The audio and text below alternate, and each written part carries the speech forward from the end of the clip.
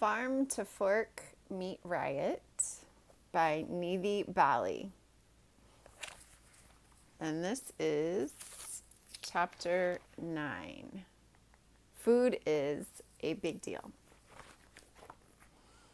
If you are looking at creating health from a cellular level, you have to consider what is feeding your cells. The food you eat, the products you put in your body, the water you use, and your air quality have the most impact on nourishing your cells. We couldn't control anything that happened outside of our house, but what went into our mouths, onto our skin, and products used to clean the house were items we could intentionally control. To be successful with this lifestyle change, we had to tighten our reins on all health and beauty items, food and beverages, with special efforts to be placed on getting us the highest quality water. We made the effort to start sourcing all of our ingredients from local farmers and artisans we could put our eyes on, so we could ensure that the food we ate was of the highest quality we found. Of the highest quality. We found the best water we could find, distilled and ozonated water, and started having it delivered to the house. We searched for water filtration systems, but could not find any that would eliminate toxic heavy metals in the water. We settled for shower filters, and we stopped taking baths unless we filled the bathtub with the shower head through the filter. We shower most of the time anyway, but when the children were small, they still enjoyed playing in the tub. We offered the children clay baths in an effort to earth them and detox them naturally during their playtime. Until Meenakshi was diagnosed, we were conventional food eaters. I mean, we ate what we cooked, but we would also eat at restaurants, at everyone's home we visited. We were not picky eaters. We tried everything, and we enjoyed foods from all over the world. We had pretty broad spectrum palates, and we encouraged our children to be open to try all foods at least once. We loved a variety of tastes and textures and styles of cooking from literally all over the world. We did not suffer with any allergies or any side effects we were clearly aware of. We enjoyed tasting the same dishes with the unique flavor differences in the chef's cooking style. We were passionate about trying new flavors all the time. Although I was diagnosed with vitiligo as a child, I had no idea it was an autoimmune condition until just a couple of years ago. I was aware certain foods gave me a tummy ache, and some foods caused me to suffer bronchial attacks, but it was only in excess or if I ate them daily. I would not call them food allergies, though today doctors might say I do have food allergies. In the 1970s and 80s, I never heard of food allergies. Today, I know that these reactions were happening due to my autoimmunity. But remember, I just found out that I was diagnosed with vitiligo as a child, and no one back then knew about autoimmunity. If the doctors knew it, they never talked about it with us, and I had never heard of it. I had seasonal allergies that were worse or better based on what I ate, but I never thought I was allergic to the food itself. I never found it difficult to limit how much of these foods I would consume, so day to day, my diet was pretty regimented and lighter and leaner since I cooked at home. Clean and light in this case meant that we ate a lot of fruits and a lot of vegetables, fruits, meats, salads, and a little bread. But nothing was completely off the book for us. We still ate wheat and whatever in moderation. Moderation for us meant we ate toast, or if wheat was in something, we ate it. but not more than 2 pieces of bread per person per day, generally speaking. We may have had pizza once a month, or if we were with family or friends, but not on any regular basis. We were not soda or junk food junkies ever, but we did eat and drink those things at parties or on vacations with others, always in a social setting. I was not reading labels and or shopping anywhere specific. I shopped at all the convenient centralized places, just like everyone else.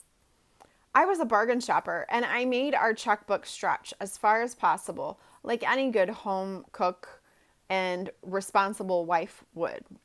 I was price conscious, and from my limited knowledge of where our food came from, I used quality ingredients.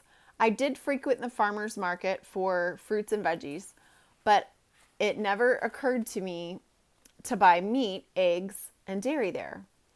Actually, before 2010, most farmers markets in North Carolina that I had ever been did not include any meat or dairy offerings. I am not sure about markets anywhere else. I went to farmers markets quite regularly to shop, and not just on the pretty sunny days. Wait a minute. I can actually speak about farmers markets in at least the 36 markets where I worked across the U.S. I always cooked, even when I was in a new market, almost every day, 60 to 80 days. And I never recall finding meat and dairy at any farmers markets prior to 2007. Now I am happy to see meat and dairy producers at several farmers markets. Anyway, the farmers market was a weekly outing for me with the kiddos since I was home with them now. Once we made the decision to clean up our act and heal Mina holistically, I started at our state farmers market since we have the good fortune to live in the state's capital, and farmers arrive there from all over the state with their offerings. It is the largest farmers market in our area, and I figured I could meet the most producers there. Actually, in 2007 and 2008, there weren't many other farmers markets anywhere around here. As I'm writing this book in 2019, we have several more farmers markets, and now there are also several pop-up markets all over the place. Anyway, I went down to the farmers market and started interviewing farmers. I began with the ones I had already been buying food from over the years. I learned that most of them were using some sort of herbicides and pesticides, but not in large quantities. I had to stop and ask myself a very hard question. How much poison is good enough for us? The answer was a firm 0. Now I was interviewing every stand, trying to figure out who I could buy from. At that time, it wasn't looking too good for me to be able to buy clean produce. Organic was still nowhere to be found around here locally. So I decided that I needed to visit these farms because most of the farm stands were run by college kids or other farm hands and not by the actual farm owners and producers. It was interesting to learn which farms would allow me to visit and which ones would not. Obviously, after that sort of reaction, I decided that if I couldn't put eyes on their land, I was not going to buy from them. In the end, it was pretty interesting to learn that many of these stands were run by just a few farm families and that many of them were related. They were cousins, aunts, uncles between the stands. Most importantly, the younger folks were trying to go cleaner, while the older generation had only been taught how to farm using amendments, herbicides, and pesticides.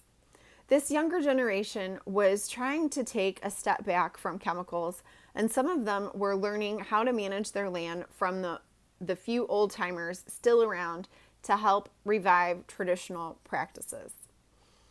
There was a shift happening on farms, but not as much as I hoped to see. If this was what I was finding with boots on the ground, I wasn't comfortable going to a store where I had less confirmation of how clean the food was and no way to actually vet out the farms. Local meat farmers were all conventionally producing meat, so their livestock was on conventional GMO soy and corn feed. This was when I also learned that we had the largest CAFOs in the world right here in North Carolina. Even more disturbing was when I found out that China owned most all those CAFOs. What? It was not looking too promising for me to be able to source any chemical-free foods. As my search progressed, I did find a few small family farms producing meat that could potentially meet my standards. They were unable to come to markets to sell because at that time, there weren't many markets and the state market wouldn't allow more than one beef producer, one pork producer, one chicken producer, and one lamb producer. Of those folks, only the pork producer would allow me to visit the farm. He also had beef once in a while, but his main offering was pasture-raised pork. The pigs were still on a soy and GMO feed, but at that time, I hadn't learned enough to be concerned about the GMOs. I was focused on finding clean meat on grass and on land that was not sprayed, and he met the criteria. The rest of the beef, chicken, and turkey producers I found at that time were conventional breeds and were vaccinated at birth and throughout their lives on the farm. If the animals needed antibiotics, they were administered without a second thought. Yet, the more questions I asked, the more farmers had their guard up. I could not understand the pushback to simply talk with me about all of this. I just wanted to find the cleanest food I could for my family, but there was some sort of iron curtain up, and I was offending everyone I spoke with about how they were managing their farms. I was bewildered by their behavior.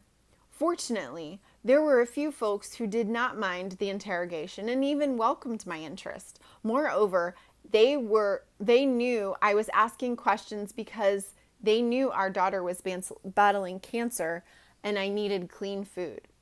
This is where my education began. These folks began to notice I was there every single week like clockwork.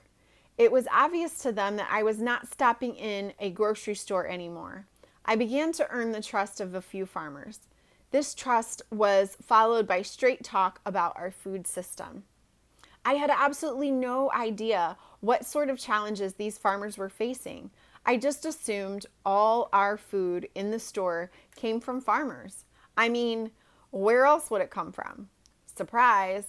The centralized shopping markets, grocery stores, restaurants, and even the health food stores and highest price gourmet and butcher shops get all their components from the same place. The centralized, industrialized food complex.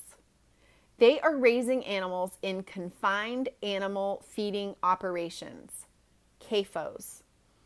And all those lives are on a centralized production schedule. Friends, what I am reporting here is that life has been industrialized. I said that they have industrialized life. They have industrialized life.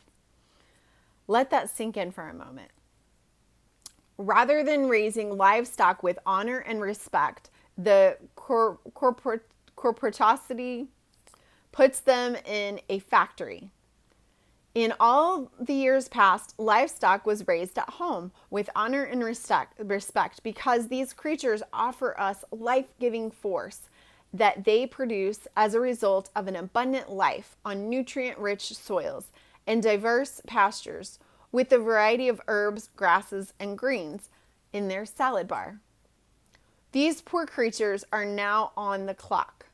They are supposed to gain weight as quickly as possible until they reach market weight, and that is all.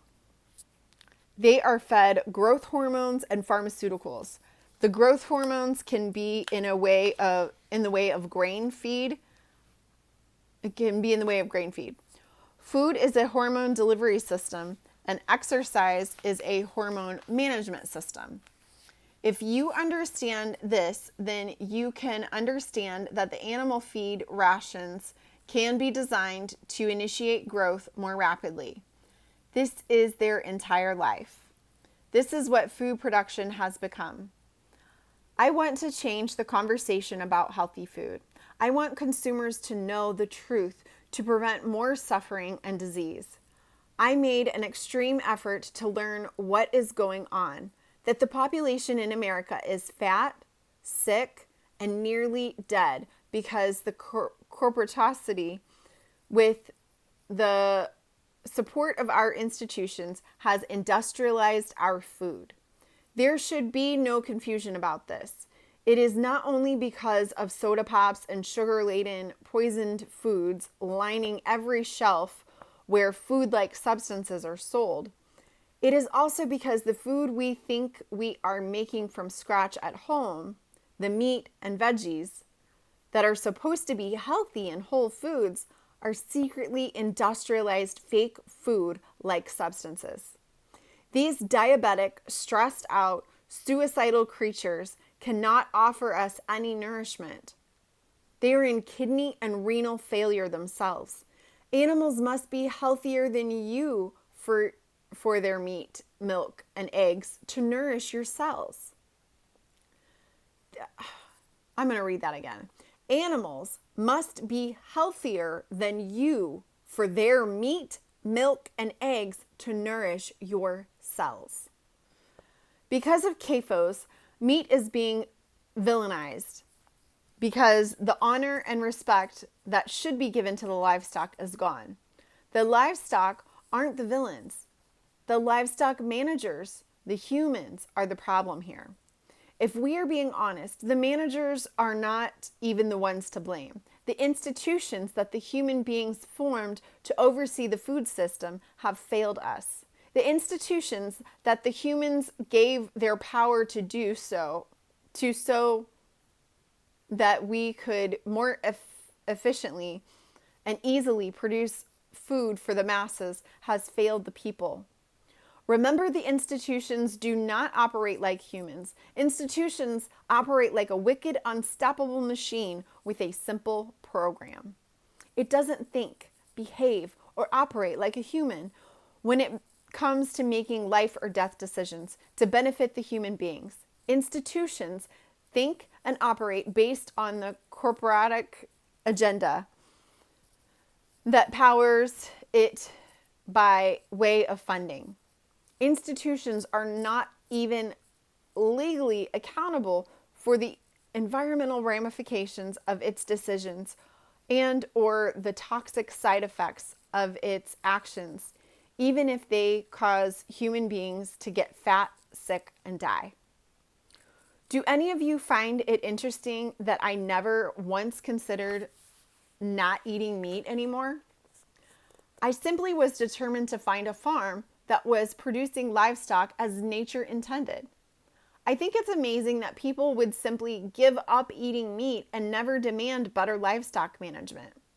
Many people give up meat not because of the cost, but because they are disgusted by the management of the animals.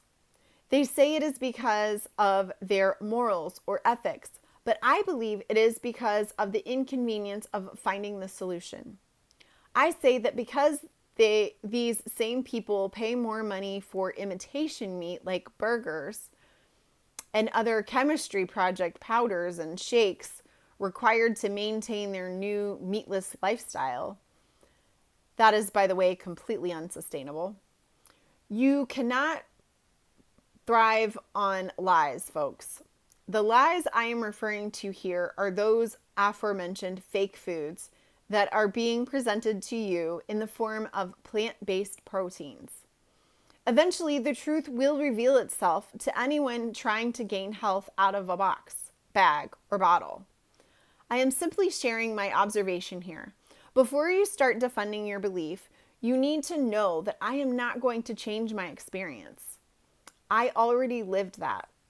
For proof of my observations, you can just Google vegan burgers. They are a thing. If people were content with their veganism, they would just eat vegetables, fruit, and other plant-based items without trying to make them look, feel, and taste like something that they are not. Veganism is not a traditional human diet. Veganism is created out of a political movement to stop the confined animal feeding operations. I am, by the way, on board with stopping with the CAFOs. Vegans are willingly, and now more often unknowingly, sacrificing their health in the name of ethics that are completely against the law of nature. You cannot defy the laws of nature and gain anything on a long term. I demand livestock management be addressed. Livestock must be honored and respected for the life-giving force they offer to both us and the soil. Without this balance, we will not have any more soil. The loss of soil is already happening. The earth is browning because we have eliminated the prey and predators, and as a result of the industrialization of animal production, instead of allowing the animals to migrate on the land. So if you want to eat plant material exclusively, or even as a side dish, you still need to get on board with honoring and respecting livestock. This is in accordance with the law of nature, dear friends. Why do I simply not get the organic foods from a grocery store? Why do I need to go all the way to the farmer? The answer is simple. The centralized food system standards are below mine, and I do not want to allow anyone else to take responsibility for the quality of my food. Wow. The centralized food system standards are below mine, and I do not want to allow anyone else to take responsibility for the quality of my food. That's brilliant. When you sell food in a grocery store or any centralized distribution location, such as a farmer's market, you have to meet the health codes of the USDA, FDA, and NCDA, your state-level Department of Agriculture. This means that the eggs that nature produced perfectly will have to be washed in a chlorine wash to kill bacteria. This is below my food standards. Eggs are porous, so when you wash them in bleach water, which is totally unnecessary, you are washing away nature's protective film that protects the integrity of the perfect egg. This bleach now enters the egg, and we end up being poisoned by bleach. I do not want to be poisoned. Organic meats are still raised in confined animal feeding operations. The difference is that they are given a certified organic feed ration, which is still not allowing the chickens, turkeys, or hogs to touch the soil, breathe clean air, forage various grasses and garden veggies, or enjoy bugs, which are part of their natural diet. It doesn't allow them to scratch in the soil or roll in the mud, bask in the sun, and enjoy life in a way that honors livestock that are cared for in the highest ways. I will not eat any meat, egg, dairy, or seafood from a centralized distribution location because I want food with integrity. In fact, I demand food integrity. And when you know the person providing you with the food and they know you, it makes a world of difference. I will not fund institutions by supporting their poisonous foods. I put all my dollars towards supporting human beings with integrity. Switching from store-bought ingredients to ingredients directly sourced from farmers, I knew was simple for me. I just stopped going to the grocery store and I started to go to the farms to get all of the ingredients I needed each week. After almost a year of doing this, I began to notice that livestock had seasons. I then noticed the availability of these meats was inconsistent. The producers were doing their best to produce based on consumption, but this was difficult for them to predict. Less and less people were cooking from scratch and going to the trouble of searching out clean meat from local farms.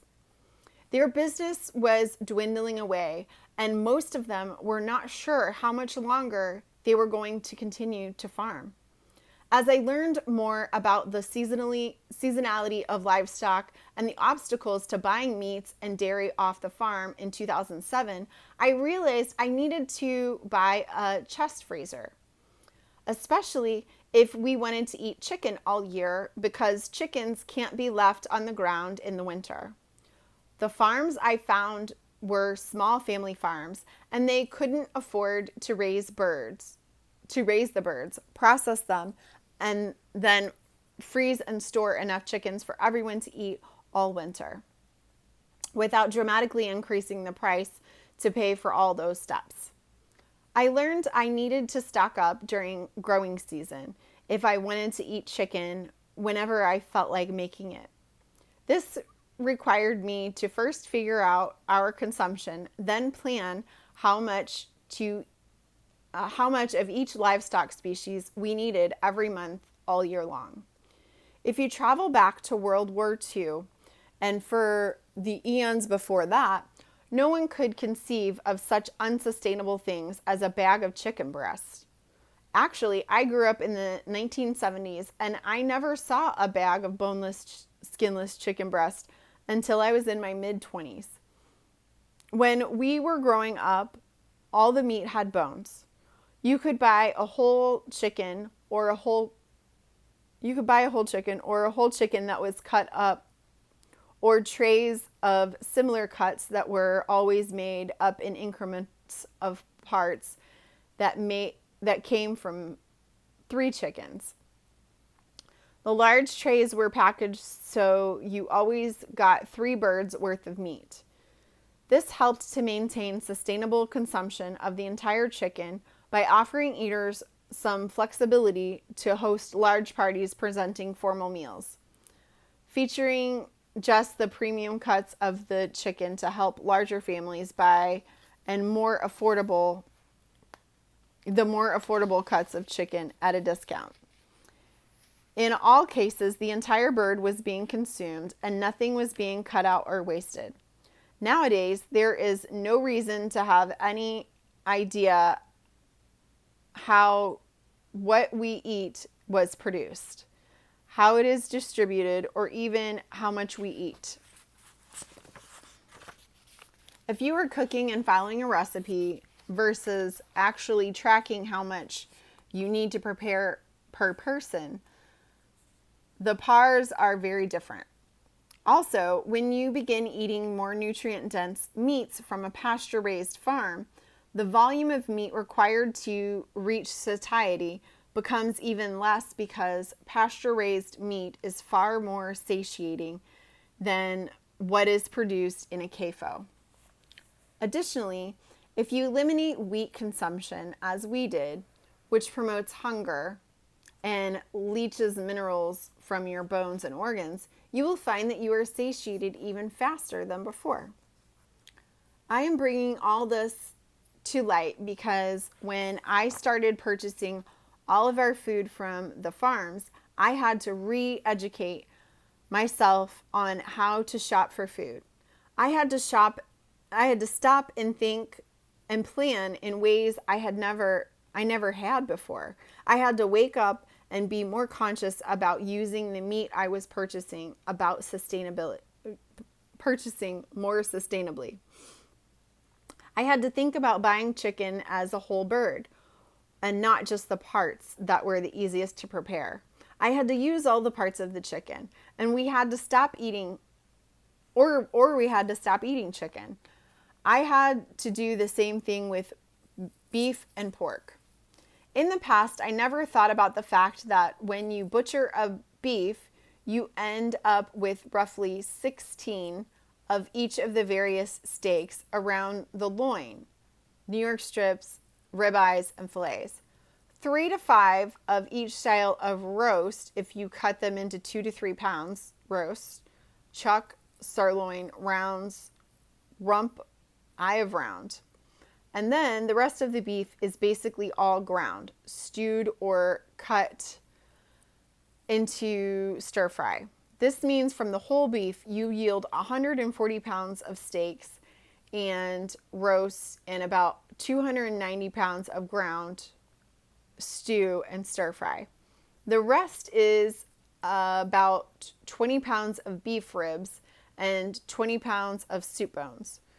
I am using very round numbers based on a 1,000-pound steer, which yields roughly 430 pounds of cuts plus these bones.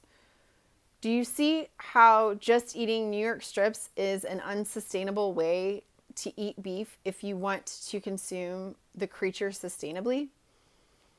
We are trained to believe there are enough other people who will just eat all the parts we don't want to eat. I think it is laughable when the majority of recipes only call for a small handful of cuts. Even restaurants do not offer cuts like flat iron steaks and petite medallions.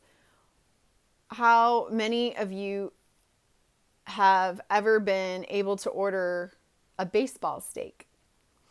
When you butcher a hog, there is about 3 times more ground and stew than chops. The average hog produces only about 12 pounds of bacon. How many hogs do you need to kill to provide enough bacon for the average CrossFit gym? Bacon is a hot commodity, and honestly, I wonder what some of the stuff pretending to be bacon in the grocery stores really is, when the portions are so unbalanced. You should wonder what in the world you are eating. If you lived like Little House on the Prairie and you had to produce all of your own food, you would only harvest 1 hog per year because the amount of sausage and ground pork you would need to consume would be around 250 pounds versus 12 pounds of bacon, about 16 pork chops, 2 to 3 hams, 3 to 4 pork butts, 2 tenderloins, and about 6 to 8 pounds of jolls. Then you would have about 10 to 15 pounds of ribs, 4 pork shanks, and 3 to 5 2.5 pound bags of neck bones. All of a sudden, bacon-wrapped chicken breast became a very exclusive delicacy, only to be enjoyed by a few people once a year. One would refer to you as an elitist if you were to partake in such dishes. I had to pay attention to what we enjoy eating, what we may want to start enjoy eating versus what sort of meals we enjoyed before. I kept a food log each week so I could make a more conscientious meal plan for our family. Once I was able to establish the amount of meat we consumed in a month, I could be a lot more conscious about what we needed to fit our family's needs. I learned that each month we consumed about 6 chickens, 15 pounds of ground beef, 12 pork chops, 10 pounds of pork breakfast sausage, 8 beef steaks, 2 pounds of ground or stew goat or lamb, 1 bag of beef bones for bone broth, and every week we use 2 to 3 pounds of raw butter, 3 to 4 dozen eggs, 1 gallon and a half of raw milk, 1 quart jar of raw cream, 1 pint jar of raw sour cream, and 1 pint of raw cottage cheese, and 1 quart jar of yogurt. This does not include 4 pounds a of day trip seafood that we also consume each week. Day trip seafood means that we are buying fish or other local seafoods like shrimp, crabs, clams, oysters, and scallops from the local anglers that are taking their boats out into the ocean for only one day. Commercial seafood in America is all imported.